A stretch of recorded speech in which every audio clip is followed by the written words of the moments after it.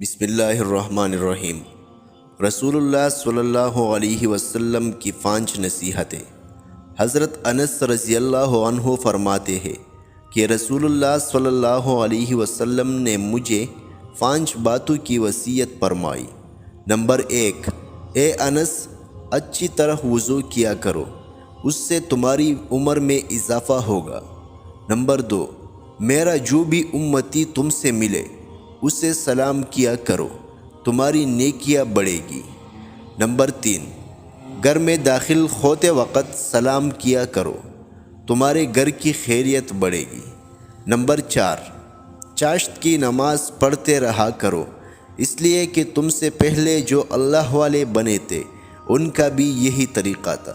Number 5، چھوٹوں پر شفقت اور بڑوں کی عزت کیا کرو، قیامت کے دن میرے ساتھیوں میں سے ہوگے۔